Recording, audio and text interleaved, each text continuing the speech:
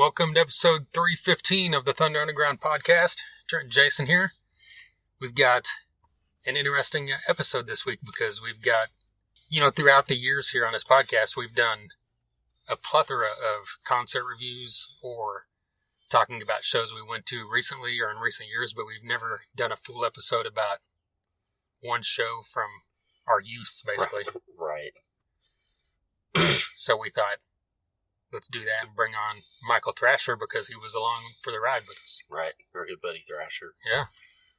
And as you could tell in the title, we're talking about Jimmy Page and Robert Plant whenever they, in the mid to late 90s, got together and recorded an Unplugged album and then recorded another album, studio album after that. We got the chance to see them live in 95, and we're going to talk all about that with Mike coming up. Going to play some music. We've got an exciting announcement related to that music and a couple other things. But first, as always, we've got to let you know we're sponsored by, and that would be DEB Concerts. They're a promoter based here in Tulsa that's brought a ton of great acts to our downtown area, and they also book the Roadhouse stage at Rocklahoma every year. So whenever that gets announced for Rocklahoma this September, we'll be talking about all those bands.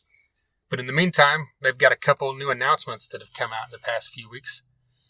The first one we told you about on the last episode, which was Brett Scallions, the vocalist of Fuel, will be at the Ideal Ballroom on June 19th. It's a Saturday night, I believe.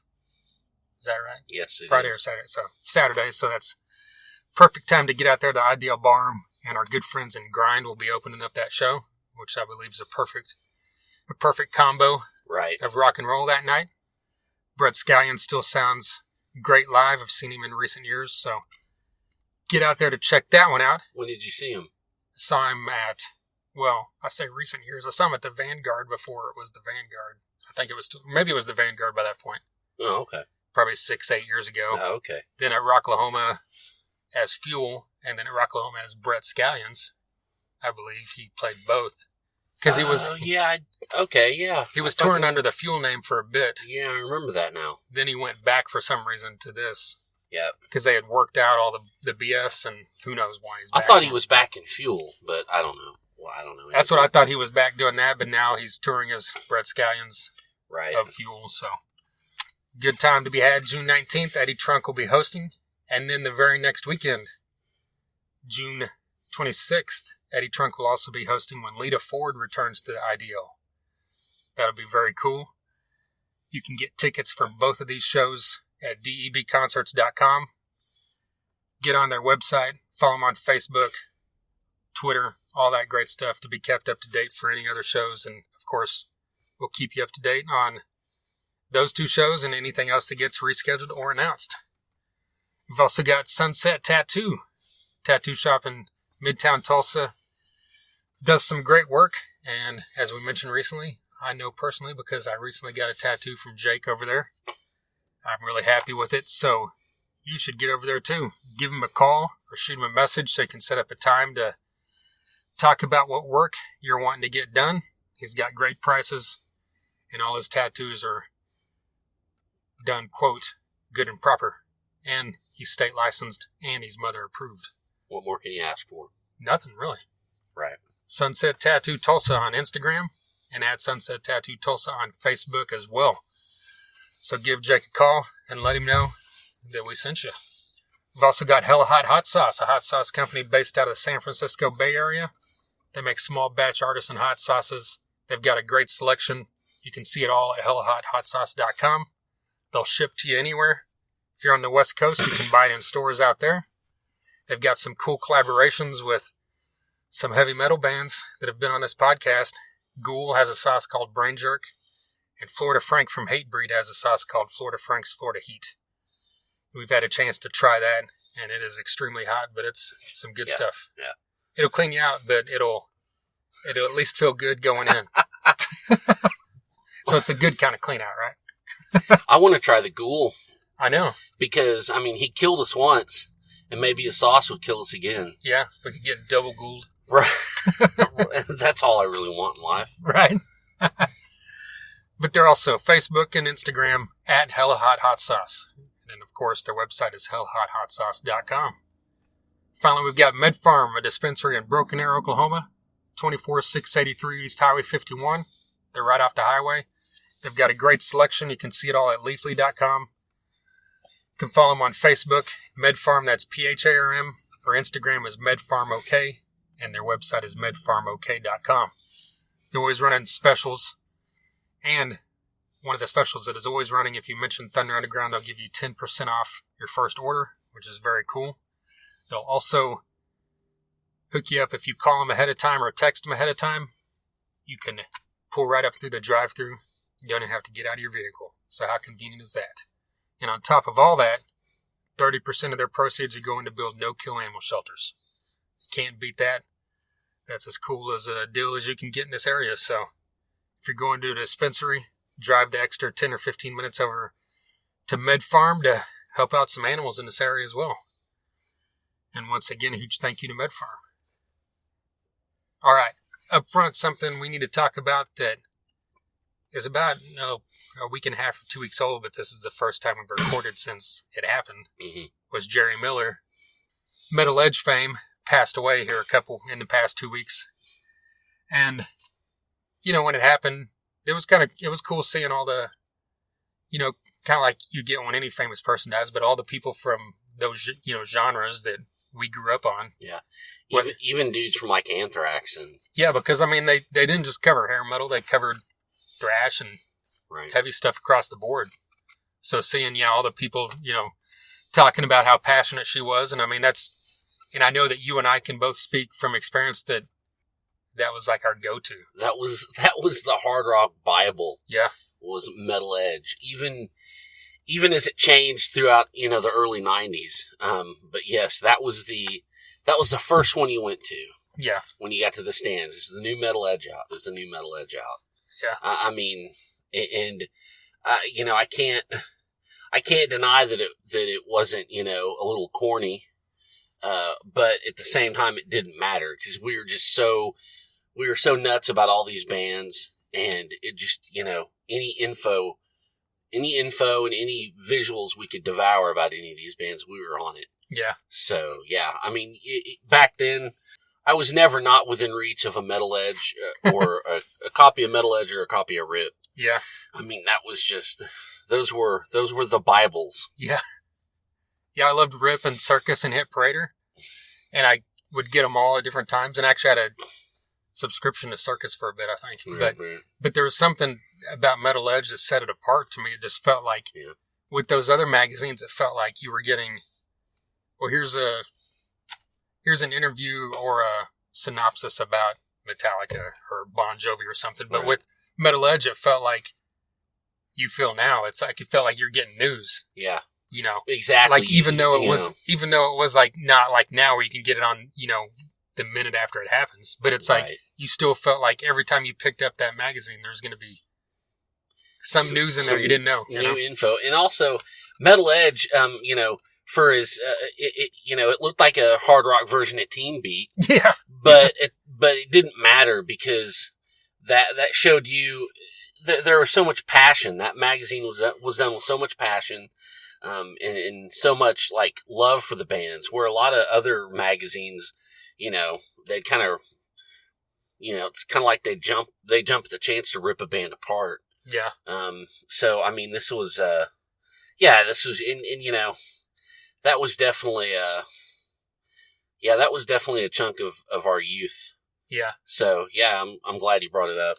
Yeah, and it was so cool because it kind of epitomized, what we always bring up, that 92 era of music where everything was kind of crossing, where you had the Warrants and Motley Crue and Def Leppard's, still around, and then you had the Alice in Chains and Soundgarden and all that stuff coming in, and you had like all the in-between stuff that was happening, like Jackal and that too, and Brother Kane and Black Crowes, and then the heavier stuff, Pantera and Anthrax and everything, and Metal Edge would do it all. And so that was like the perfect magazine for us. Yeah, it was. Yeah. And that's what, and it totally validated my whole, thought process. And I'm sure yours too, about, why can't I love Soundgarden and Trickster? Why is there a goddamn rule? Right. When everybody at school's fucking bagging on you. Yeah. You know, you could pick up a copy of Metal Edge and be like, see, I'm not the only one. Yeah. You know, this is all good. You can like all of it. Yeah. Yeah, I can like Megadeth and Winger, so go fuck yourself. Exactly. And I do. Yeah. So whatever. And Jerry Miller made it all right for all of us. Mm-hmm. So yeah, huge loss in the hard rock metal world there. All right, along that same note, right before we recorded this, you mentioned that you got the Nothing But a Good Time book. I sure did. I also did. My dad bought it for me out of the blue just because he read about it. He's like, this seemed like something you'd like. And I'm like, yeah, I've heard Luke Carl and freaking Keith Roth and all these guys on Sirius for the past 2 months, like going on about this book. And it sounded pretty interesting. And you said you've plowed through it. I'm damn near done with it. Yeah. And it's just, like I told you before we hit record, it's just everything you'd want out of that genre. Kind of like when, just like I said, when A Headbanger's Journey came out. Yeah. And we just latched onto that, and it was just, we devoured it, and it was everything that we wanted about metal. That's this book, and it's done in kind of the oral history kind of interview format, and it's... like The Dirt was? Yeah, okay. Like The Dirt, and and it's just great. I mean, they leave no stone unturned. I mean, there's a couple bands I'm still waiting to see if they get really any attention. I mean, I've probably got, I don't know, 70, 80 pages left to go, so you never know. But I mean, they pretty much cover it all. Okay. Yeah, on our next episode, we'll bring up those bands if they don't show up. Yeah, definitely. You got it. And that's another thing you pointed out is that a lot of these books, when they come out and it's like a book about a genre or a scene or an era, you know, usually it's someone with knowledge or they wouldn't write the book, but it's also just some random dude that decided to write a book. But in this case, you've got two guys that were a part of that whole scene, right? Right. They were, the two guys that wrote this were, I think they worked at Guitar World, and that was another magazine that was like a Bible. And that was just, and they were totally inured in the genre and totally loved it. And they got to interview everybody for this book. I mean, there's everybody. I mean, from Gene Simmons to fucking Stevie Rochelle. What? I mean, everybody's in this book. So it's great stuff. It's really great. Yeah, I'm looking forward to checking that out. Let's play some music before we get into our meat of this podcast. And the song we're going to play has been out about a month. It's the first single from Dirty Honey's brand new album, Dirty Honey, self-titled, which comes out on April 23rd, so just a little over 2 weeks from now. And I mentioned up front, we had an announcement. Dirty Honey will be on this podcast next week. That's awesome. Not all 4 members, but we got half of them, right? Which is a pretty cool thing. We got Mark the singer and Corey the drummer. So we'll be talking about this new album and all kinds of other stuff. But here's the lead-off single from the album, California Dreamin'.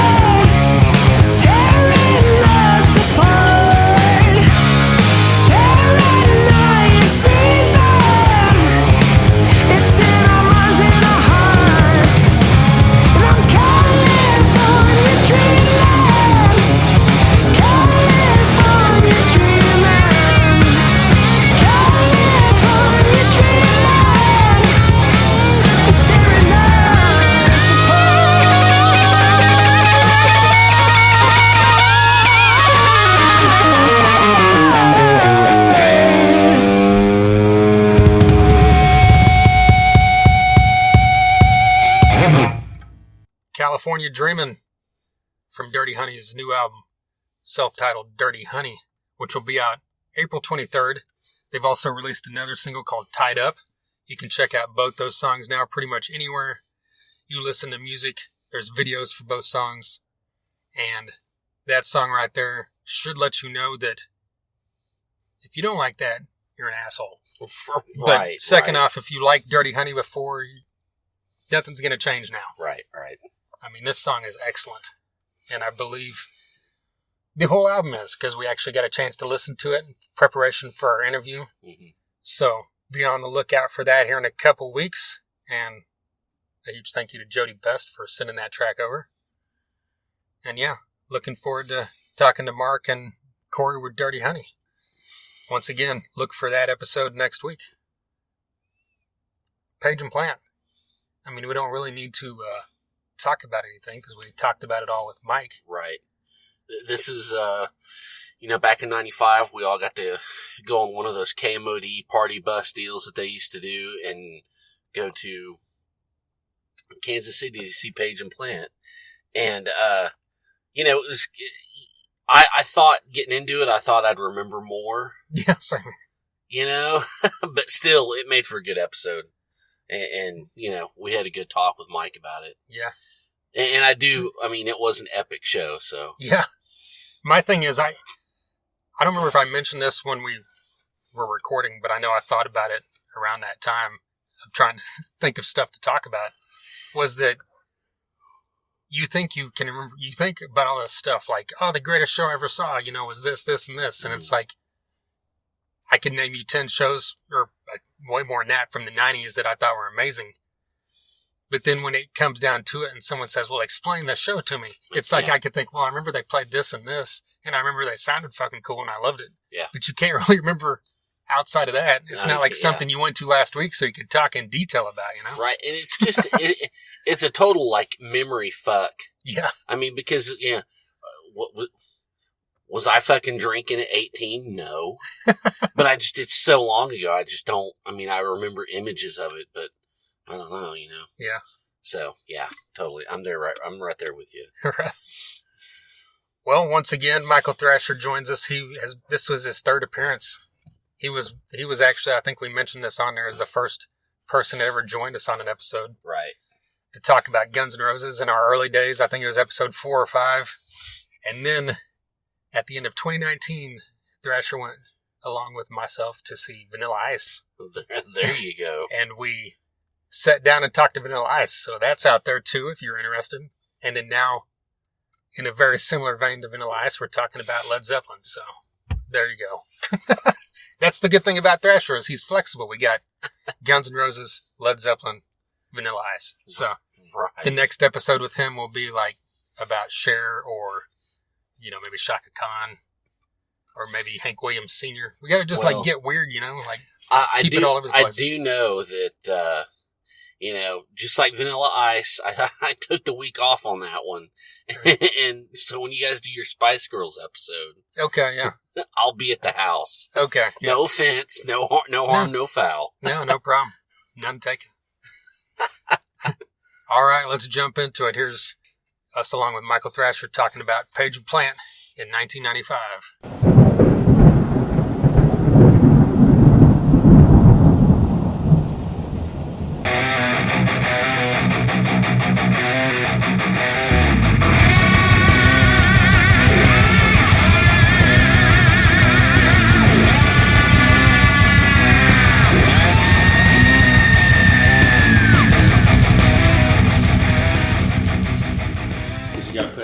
Because they also played there in 98. They did? Yeah. They were together that long? Really? Remember they played on that Walking to Clarksville or whatever album. Oh, yeah. Oh, Jesus. My mind's fucking blown. They did a tour on that. Here we go. 1995, Kemp Arena. May 5th. Yeah. Okay, that's it. Yeah, I have a hard time. I remember I went. It was awesome.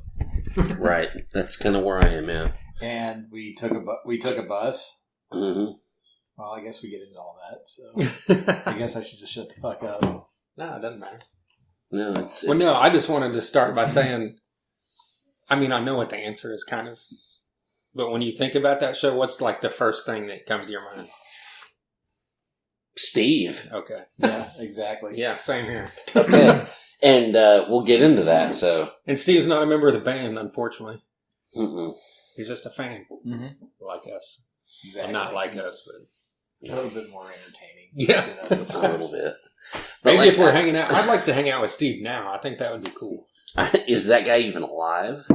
Could be. I mean, I guess we should. I don't know. I want to when we post this, I'm gonna like put on. Hey, anybody in the Tulsa area know a guy named Steve that used to have that had long hair, 95, 96?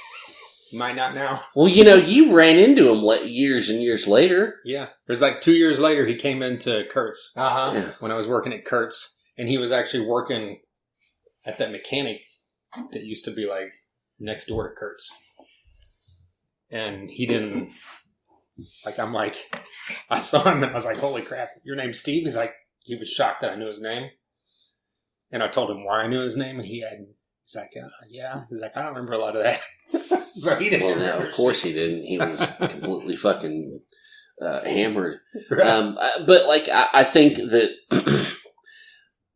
me being, the fucking quasi-organized dork, I wanted to start by saying, help me if I'm wrong, because my recollection is so bad of this stuff. But this was, back when the radio stations did the party bus thing.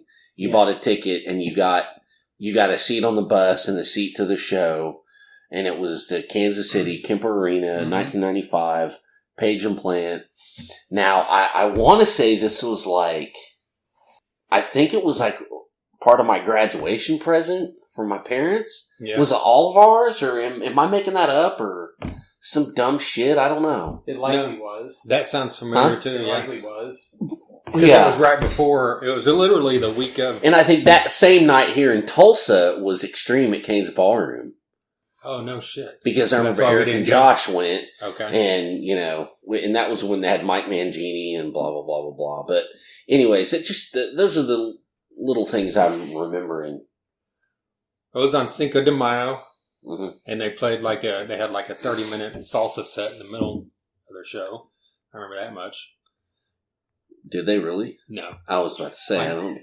I'm not. My mind's not that fucked. 5.95. I recall. Who was the opening act Tragically Hip. That's right. from Canada? What Jesus does the dishes, and I was like, I cannot wait for these guys to be not on stage. And no disrespect to them, and I know the singer has passed, and no disrespect, but still, you are opening for half of Led Zeppelin. Get the fuck off the stage, please. I remember calling him the Tragically Unhip after that, just because I was like, I don't like this. And I thought that was funny. But This is Yeah, weird. it would have been more funny if somebody liked them, but nobody Yeah. cared for them. I'm 18, and this is weird. right? Yes. I'm sure if I saw them now at the stage they were in 95, I'd probably think it was cool. But, that's how it goes. So I Googled some stuff this afternoon right before just to verify some of my thoughts. And one of the, the main thing was they were touring off of the No Quarter unleaded. Well, they did the unleaded performance on MTV, and then they released No Quarter. Right. Jimmy Page and Robert Plant plays Zeppelin or whatever it was called. And then John Paul Jones was not a fan of this whole thing. Just so you know. He wasn't a fan he didn't know anything about it until it came on MTV, like the rest of us. John Paul Jones does not want to make money. Well, Yeah. And then when they released it with the title of the album, he was pissed off because he's the primary songwriter of No Quarter. ooh. So that annoyed him as well. Well, you remember when they got inducted into the Rock and Roll Hall of Fame? He was like, I want to thank Jimmy Page and Robert Plant for remembering my phone number. Yeah. I forgot about that. Shots fired. Well, and then besides Steve, one of the things that always stuck in my head, which is sad because it's the least Zeppelin thing on the whole set list, was the fucking hurdy-gurdy solo.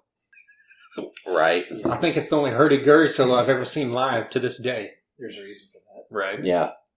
Well, I know that, it's, and I think Trent, you and I talked about this for a minute before Mike showed up, it's so funny how I remember more of the adventures around that fucking show than the show itself. You know, it's like, who does the whole party bus thing anymore? And I do that with finger quotations. And, you know, people bringing their coolers on.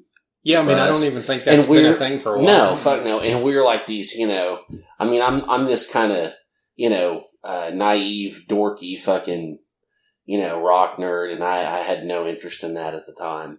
And it was just fucking weird. Well, we're all three 18. Actually, I was 17. I turned 18 later that month. That's right. Right, and, yeah.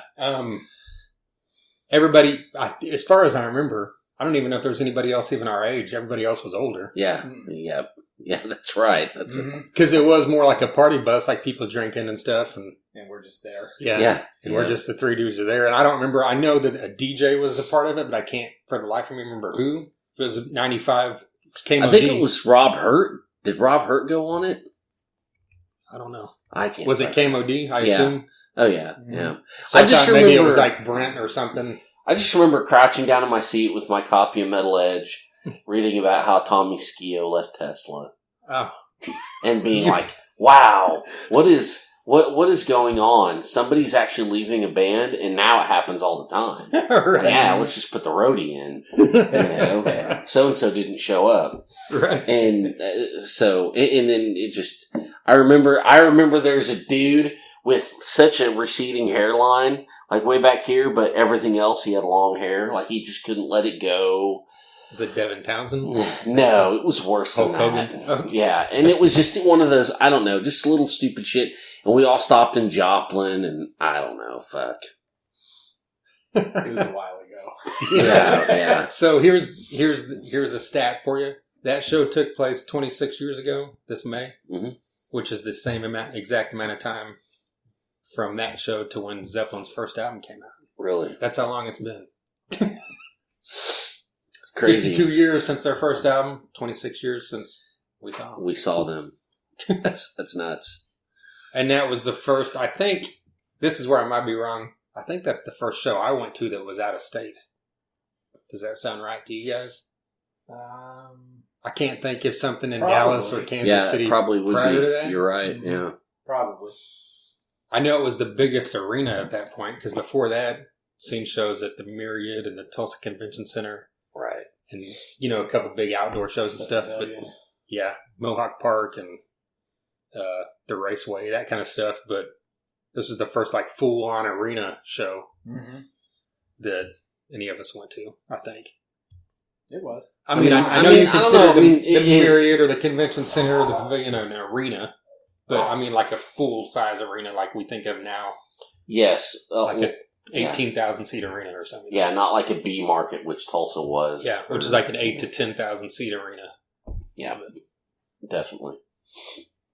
Yeah, the other thing that I remembered, I was telling him a minute ago, besides the hurdy-gurdy thing from the actual show, in my head I was like, I remember they played Coverdale Page, Shake My Tree, and I thought it was crazy that they played it. Mm-hmm. And then I started thinking, am I just like making that up in my head 26 years later? So I Googled it and found a set list, and sure enough, it was there. I mean, I remember that. That just shows you how cool Robert Plant is. Yeah. Because he could have very easily been like, well, look, I'm not playing the Whitesnake guy. We're not doing that. So that was really cool that, they got to do that. I just remember. He probably looked at it as the Deep Purple guy and made it seem more relevant to him. Right. I just remember, because I look at the set list and I remember fuck all. The only thing that stuck out to me was Ramble On, because I know that's one of my favorite Led Zeppelin songs. And it definitely was then. And I just remember thinking, wow, I'm seeing this. This is crazy. Yeah. I mean, it's so legendary. And so many people. I remember, I don't know about you guys. I mean, I'm sure because we were all in the same circles or whatever back then, but I just remember people being like, wow, you're going to go see that? Mm-hmm. You know? And I was like, yeah, that's right. I really, Well, even past that, years later, even now you can tell someone you saw that and it still blows people's minds. Like, what? And that's it's the same way that blows our mind if someone saw Zeppelin in '79 or something. Right, exactly. Yeah. So that's something cool to hang your hat on. I don't know. I just really thought it was. And then I look at the set list, and it's like they played In the Evening, and it's like I fucking love that song. How'd I forget that? Yeah. But whatever. Yeah, besides Shake My Tree and the hurdy-gurdy solo, the only things that I like specifically remember is I remember Black Dog because I think, you're 17, 18 years old, and that's one of the most iconic kind of radio staples at that time. So it really stuck with me, even though it wasn't my favorite song of theirs, but still. Outside of that, I'm looking through this, and I'm like, they played that Plant. What song did they play? They played a Robert Plant song, solo song, Calling to You. So I figured maybe that's why he agreed to play Shake My Tree. Right. Right. Well, yeah, that's a good point. Yeah. And they also played a Cure song. What? Lullaby. Oh, yeah, because the Cure guitar player was in that band, wasn't he? Yeah. Son of a bitch. What Cure song did they play? Lullaby. Not that I'd know, because I know about 4 Cure songs, and that's about it. Poor old Thompson, yeah. Of playing guitar and banjo. And the name of the hurdy-gurdy guy is Nigel Eaton. Well, thanks for that. You're welcome. Ed Sheemer added Hammond organ with orchestral arrangements. We also had Michael Lee on drums, not to be confused with Jason Bonham. He wasn't there. God. God damn it. Charlie Jones played bass and percussion, not to be confused with John Paul Jones. I don't think he's related. Right. But they probably got a guy with the last name of Jones just to piss off John Paul Jones. Mm-hmm. And then I believe that's Tyre. And then there's a Najma Akhtar who provided backup vocals. There's your lineup. I just looked it up to see if there's anybody we knew now, Right. Yeah, I mean, it's such a... I don't even know. I mean, were we kind of far... We were kind of far away, right? I remember we're on the side. It was decent. We're on the side kind of like halfway back, if I remember right. Okay. Yeah, I mean, it wasn't bad. Did they have screens up? That screen's up, right? I think so. Yes. Yeah. Okay. It's this up, and I'm not saying that this isn't bad because this is great, but this episode seemed like a way better deal in my head because now I'm like, I really don't remember a lot of shit about. I'm already running out of things to say. Fuck me. No, it's no, we will have enough for a fucking episode. Have no fear. Well, so like you said about kind of being excited because, like you said, I can't believe I'm seeing this live. I remember having that feeling too, just because at that point, which seems minuscule now, it had only been, 14 years since they broke up? Yeah. Well, but I mean, at 18, it doesn't matter. Yeah, at 18, right, it's like true. That's still, we were barely born when they broke up. I mean, that's Sesame Street time. We don't know. So it's like, here's one of the biggest bands in rock history, of classic rock that we love, that's half of them are here. Well, and here's, as I've said a million times, when, we're all hard rock nerds, and when alternative came along, it wasn't really our thing, or some of it was, and I think the alternative and grunge later, later I got onto it, but at the time I was pretty bummed, so I just went back and listened to classic rock, and that time was a big classic rock time for me, big into Skynyrd and Hendrix and Zeppelin and, old, early Kiss. So at that time, for me to see Page and Plant was fucking monumental. Yeah. Like it was everything. It was just like right under Metallica, which would seem weird to most people, but that's a whole other thing. So to see that was just one of the most important things at that point in my life. Yeah. It was a big deal. I mean, even the bus ride going down there. I mean, you have the bus ride in and of itself, and you're 18 hanging out with the adults. Well, from the kiddie table to the adult table. Exactly. And you're going up there. Everyone's getting fucking crazy, uh-huh. and we're just like watching everyone get crazy, and then we're like getting amped up because it's like, oh my god, fucking half Led Zeppelin, Exactly. And it's like, I remember they had music going on the bus.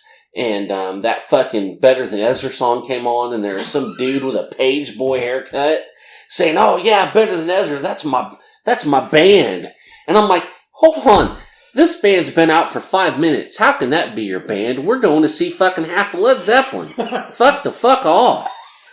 That was just one thing that stuck out to me. That's the best part of all this is that he remembers that and then thinking about Tommy Steele leaving Tesla but can't remember that they played it in the evening. No, I know. That's fucked up. And that's my own goddamn fault for killing all the brain cells. But no, you remember like insanely crazy details, which is awesome. I love it. Like I remember going on the bus and thinking the same thing, like it was kind of mind blowing. Like everybody's saying fuck all the time. It's awesome. God damn it. And where's my fucking shirt? Yeah, that's all we heard on the way back. Well, that's a whole other section of this conversation. Right. Like we should probably just like get everything out of the way and then go into Steve. I don't know. Yeah. Yeah, because the ride there, I remember it was getting a little rowdy, but it wasn't like too crazy. But I remember him and a few people, like they were getting their drink on. And I remember during the show, I'm pretty sure it was him, someone passed out. Like, because we were all set, since we all traveled there and you bought the ticket with the bus, that you were all in like a block of like a few rows in that section, Mm-hmm. And I remember someone passed out and someone's like waking him up. They're like, fucking Led Zeppelin's on. Yeah.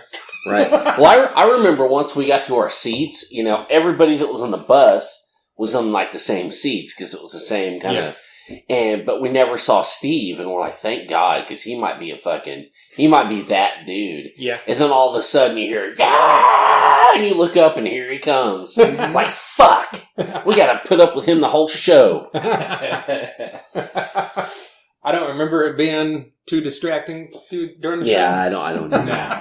I don't either. But I don't remember much of it anyway. Right, yeah. But I mean, and I know Steve had a buddy on the bus with him. Yeah. I don't remember much about that, but I don't know. He didn't stick out as much. No. Right. I do remember. I don't know. Do we want to? Because there's like so many. I just keep as I'm talking. This shit's coming back to me. Is there so many on the way home? This guy Steve was super fucked up, like super fucked up, and he's become like a what's the right word? A character or like a figure that like has lived with at least the three of us forever. Oh yeah. And I remember he doesn't even know who the fuck we are. It's great. Exactly. He got pissed, and his buddy had a cassette, and he took the cassette and just broke it right in half because he's so drunk. Do you remember and what pissed cassette off. it was? Fuck no, I don't. It was probably Better Than Ezra. That's what I was saying. Right? Or maybe he found out that Tommy left Tesla and he's like, fuck Bustin' Nut. Yeah, that was the next year. Fuck Psychotic Sever. Yeah, and then so I just remember him, he couldn't find his shirt. And he kept going on about, I hate motherfuckers that steal motherfuckers' shirts. Well, at first he was drunk, but I remember he was a little calm about it. Like, hey, you see my shirt? Where's my shirt? But that escalated pretty quickly into who the fuck stole the shirt. All the way back. And then I specifically remember I had been on this bus long enough and with these people long enough that I got a little cockiness in me. Mm-hmm. And I started egging him on. Saying, I think I saw someone... I remember that. We started doing that too. Well, both of us were like saying, I think I saw someone back there with him. Maybe it's up here. And exactly. He would go back like, that motherfucker! And they just started going back there looking for it.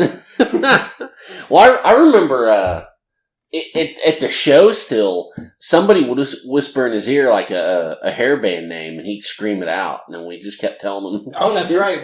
You started doing that, right? Because we always, it didn't matter. Trickster, that was the thing that we do at shows. Like if it could have been the heaviest of death metal, and when we leave the parking lot, we'd peel out of that parking lot screaming "Poison!" Yeah. Just to fuck with people because it was funny when you're 18. Exactly, and they just like, whatever. It's still funny. I don't know, because you've done it. We're at Rocklahoma walking around, and people are blaring Slayer, and you scream "Bang Tango," which is great. I mean, that's awesome. That's great. Rocklahoma, Sleazebees, King Tracy, Shark Island. down into the C, D level. There's not a lot you can do at Rocklahoma to stick out, though. Yeah, Let's be honest. Right. I mean, we've got naked fat chicks rolling around in the mud that is really just cow manure wrestling. So, I mean, there's not much you can do. Right.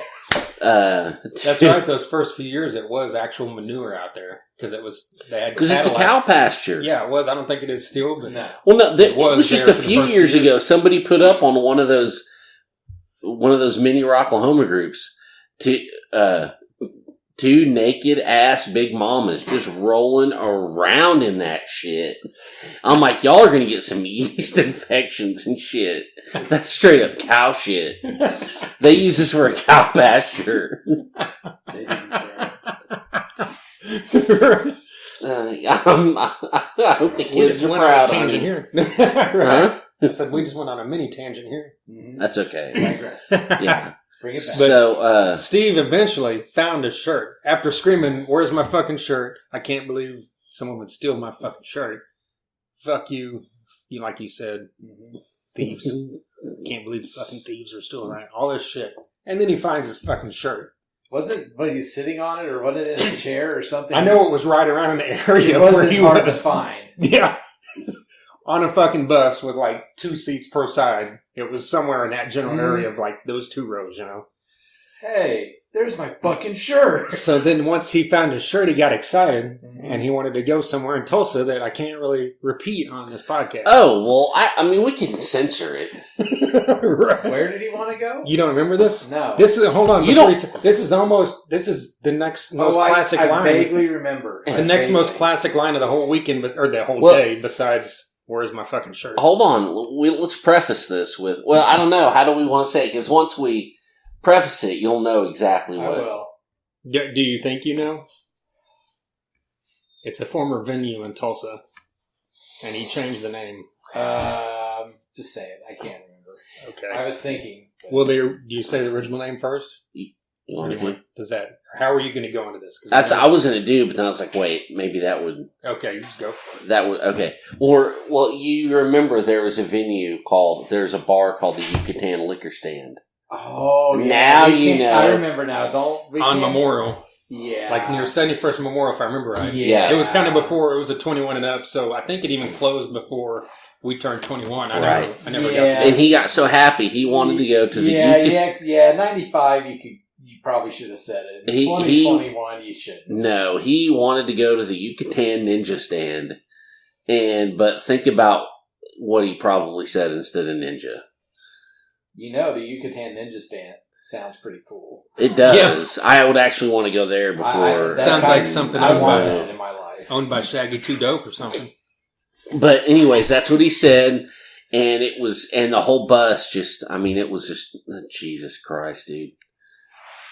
I can't remember if it was a mixture of laughter of like, did that guy really just say that? I know I laughed my ass off. Yeah. Because this guy literally has no idea what he's doing. Right. Well. And he didn't know what he was doing in Kansas City.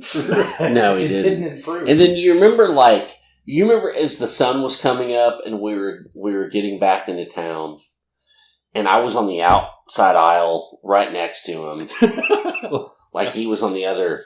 And he looks up. He's just in a stupor, and he finally looks up at me, and he goes, "Hey, where do you go to school at?" I'm like, Broken Arrow. He goes, "Oh yeah, that's a good school, but they fucking suck." And it was just complete fucking madness all over again as the sun was coming up. I'm like, Jesus Christ, get me away from this guy. I've had enough. It's been like 14 hours with this motherfucker. He's Get him adorable. away. He's adorable. That's amazing. I forgot all about that line, but that's all come rushing back now. But that was, do you remember what time we left? Was it early in the morning or was it afternoon? It had to be in the afternoon. Yeah. Wasn't it early? I feel like it might have been late morning. It was a time I didn't want to be up, so it could have been 11. Yeah. I feel like it was a late morning thing because that's a 4-hour drive, and if you're on a bus, it's probably 5 to 5.5 or something. So yeah, that sounds about. Either way, it was an hour I did not like on the weekend. But yeah, the whole thing. I don't remember exactly, but I remember thinking my recollection is that it was under $100.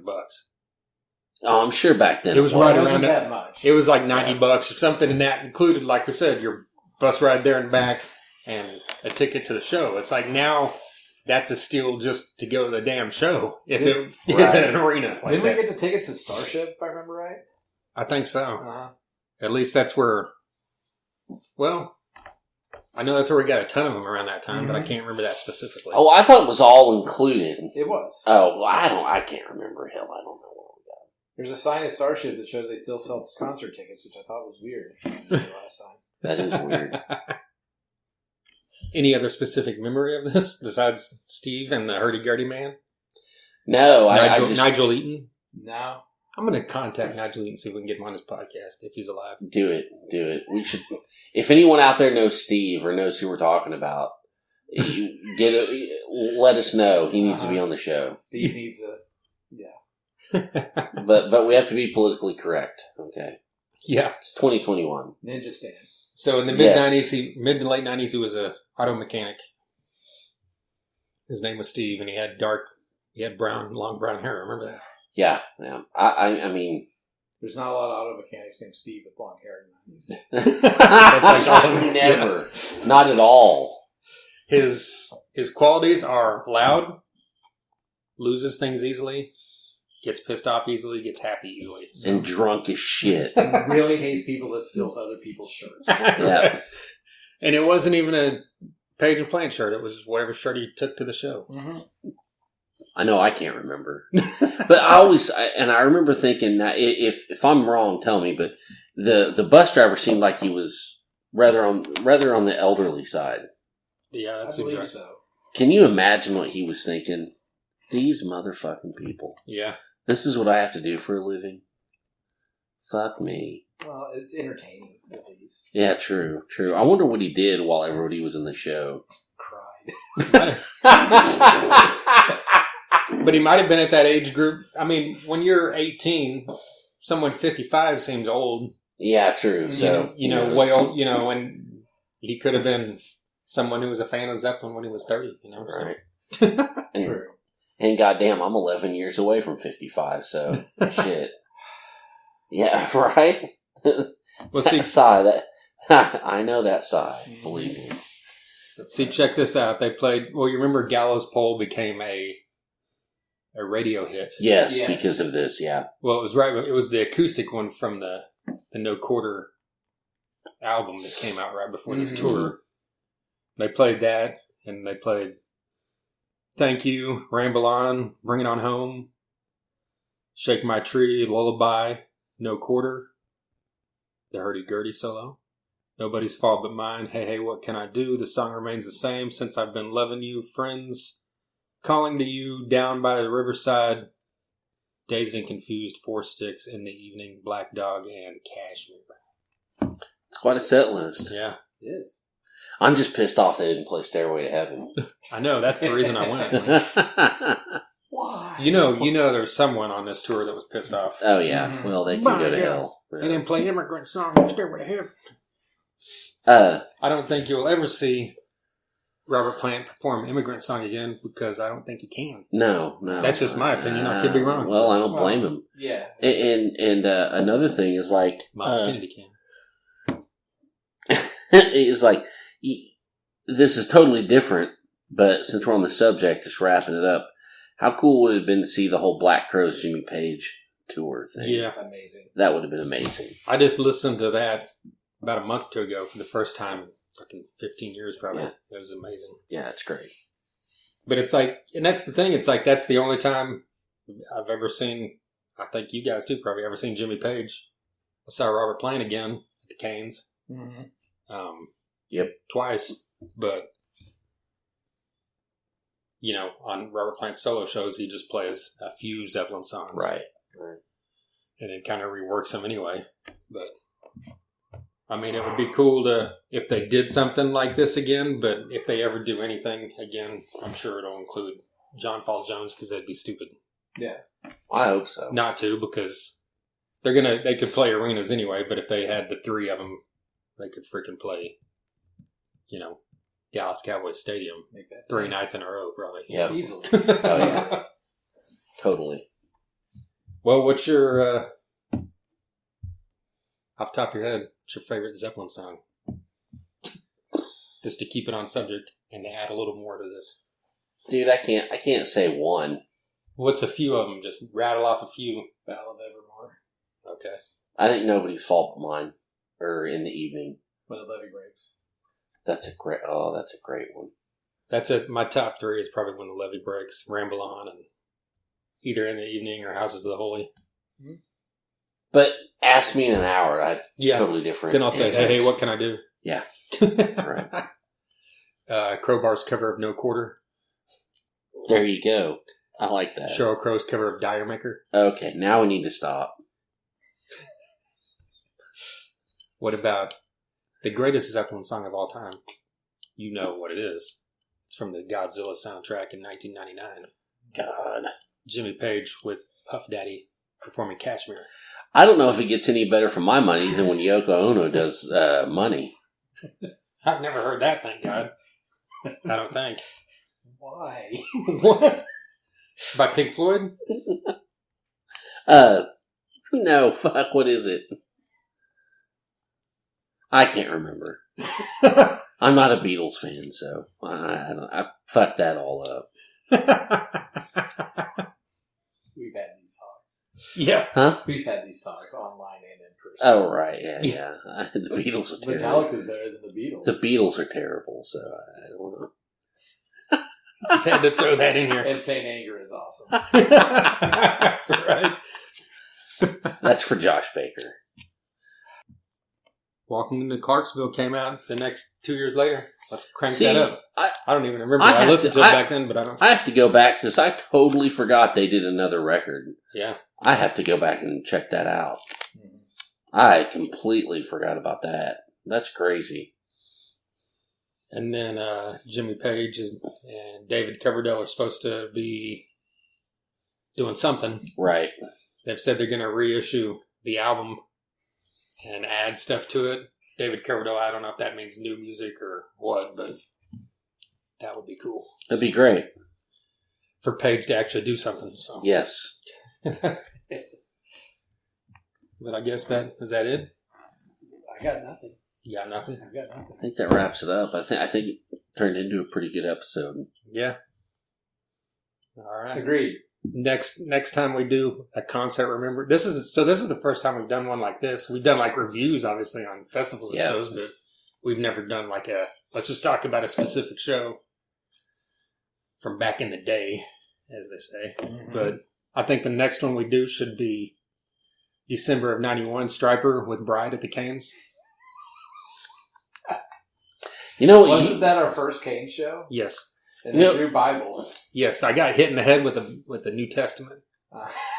Can't find it. I was hoping I'd find it when I went to all my stuff. They had copies of New Testament, and they've had Stryper stickers, like inside the front cover, on the back, or something. It was like wrapped around it, if I remember right. It was, yeah. That was our first. That was our first show. Period, if I remember right, wasn't it? No, it was in December. Our first Warrant was in September of that year. Warrant Firehouse Trickster. And then I guess that was the second show. Okay. Banging heads for Jesus. It was Pantera. No, Pantera was the next year. Pantera and White Zombie. It was 92. You guys should break down your Guns N' Roses experience. That's good. I know we probably did the first. That's something else to point out here is that, well, this is your third time. Actually, only your third time. The first time we had you on was like the first person. The hat trick. The first Yeah. technical guest we ever had on the show when we talked about Guns N' Roses. And then you joined me for the Vanilla Ice experience. Mm-hmm. Yeah. And now much fun. The trifecta of Guns N' Roses, Vanilla Ice, and Page and Plant. Because that all goes together somehow. No, it does not. But Yes, it does. Anyways. But yeah, that'd be a good one to talk about the GNR 92 experience, because the same way, as cool as that concert was, and I remember specific points in that, there's some highlights around the trip to that as well. Yeah, some strange times. Yeah. And I think that would have been my first out of town show. Mm-hmm. Yeah, that was like April of 92, so that was only like the third or fourth show I think I ever went to. But thanks for joining us. Thanks for having me, Trent. Right. There you go. Thanks to Mike Thrasher for joining us there for that trip down memory lane of talking about the Page and Plant show in Kansas City. And something of note that I just popped in my head that I forgot to mention up front is the night after we recorded that, I was just like Googling stuff. And did you know that that entire concert is on YouTube? That exact show that we were at? Yeah, it's really? It's all audio. Someone just had the full audio just with, you know, a screenshot up or something. There's no video, but you can listen. And I just skimmed through it and it sounded good. So I don't know if it was from a soundboard or what it was. I need to look that up. But yeah. So it's like, the 2 hour, whatever Kansas City Page and Plant show from 95 is on YouTube. So. That's great. Yeah.